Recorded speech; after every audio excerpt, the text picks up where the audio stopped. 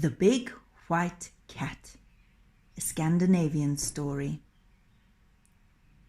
Trolls. I never heard anyone say a good word about them. The big ones will knock you down and sit on your head just to say good morning. The little ones are far worse. There's only one thing to do with a troll, and that's to lure him outside into the sunlight. A touch of the sun will turn a troll to stone, and he'll give you no more trouble. But trolls know that, of course. So they live in the far, far north, where the winter nights are longest. All summer they sleep deep underground. But with the first snows, they come creeping out to see what mischief they can do. It was snowing now, snow on snow. Through it, a man was walking. Nils Nilsson was his name. Close behind him came an animal, white against the white snow. What was it? A dog? No, a bear, a great white polar bear. Nils wasn't afraid. He knew the bear was there. They were friends, the bear and he, ever since Nils had found him as a cub, all alone on the ice. The bear kept him company on his travels. Sometimes it was hard to find a place to stay with a bear in tow, but most people were kind when they saw how gentle he was. The snow was falling quickly now, and Nils knew that they must find a place to stay very soon. Then he spotted an inn in the distance. As he approached, he saw that the shutters were closed, and the innkeeper was loading his bag onto a sled. "Where are you going?" asked Nils. "I'm off to stay at an inn," said the innkeeper. "But this is an inn," said Nils. "It's your inn. Why don't you stay here?" "Never," said the innkeeper, shuddering. "No one else wants to either." "I do," said Nils. "Help yourself," said the innkeeper. "Take any room. Take the whole place. I don't want it." "Well, thank you very much," said Nils. "Just don't say I didn't warn you."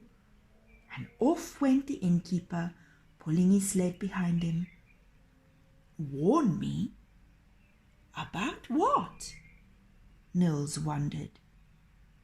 He and the bear went inside. It was very nice, with a stack of logs for the fire and a larder full of food. They cooked themselves a meal and sat toasting their toes by the fire. The bear was curled up fast asleep when Nils got the first hint of trouble. A scratching on the walls. Then came a tip-tapping at the door. Poor Nils lost count of the times he went to open it, only to find there was no one there. Next came the pitter-pattering up and down the stairs, and a deep chuckling from inside the chimney. Suddenly they began to show themselves. Trolls. Sliding under the door they came, swinging down from the rafters, creeping up through the cracks between the floorboards and riding down the chimney on a puff of smoke. They smashed the plates and shattered everything. Their leftover food was smushed against the walls. They pulled Nils Nilsson's hair and tweaked his nose and punched him in all the places where it hurts the most. They put a spider down his shirt, and when he stood up to shake it out, he found that they had tied his shoelaces together. Down he went, crash, bang, thump. The bear stirred in his sleep and began to snore. "Ugh," cried the trolls. "What's that?" Nils smiled. That? It's just my cat. Don't disturb her now, or you'll be sorry. Oh, cried the trolls. we like to play with kitties. Yeah, They jumped on the bear and tugged his ears. nice kitty. Here, have some milk. And they emptied the milk jug over his head. At last, the bear woke up. Slowly he stretched himself. Splat went one paw with the troll squished underneath. Swoosh went another paw, and a couple more trolls sailed through the air. The bear stood up, and half the trolls on his back tumbled into the ashes of the fire. The rest were carried higher and higher, their bony fingers scrambling to hold on. Very itchy, the bear strolled over and rubbed his back up and down against the doorpost until he had scratched them all off. He looked around in some surprise at the trolls scattered around him on the floor, rubbing their cuts and their bruises and their aching heads.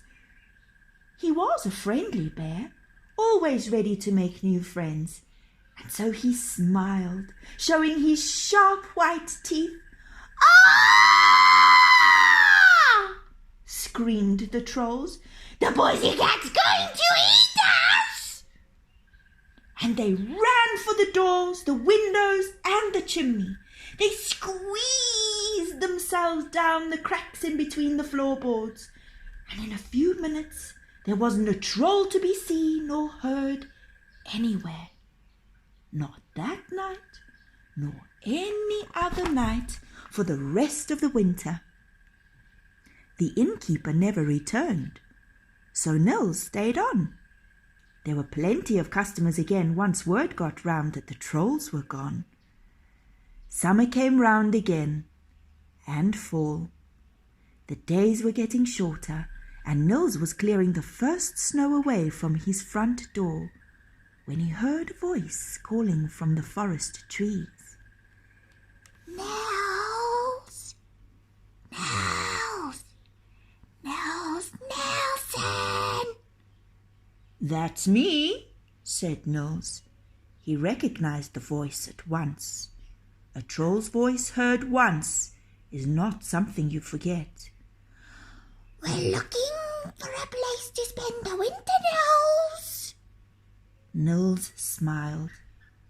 You're welcome to my place. My cat will be glad for the company.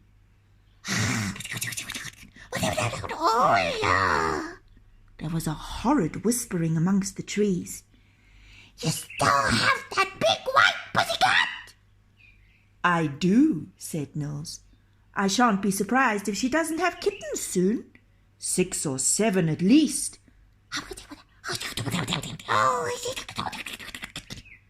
There was another whispering amongst the trees.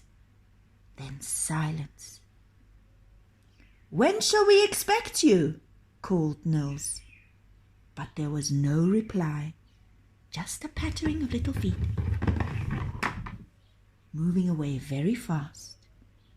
To make sure those trolls had gone for good this time, Nils had a sign painted to hang outside with the name of the inn in big letters. What do you think he called it? The White Cat, of course.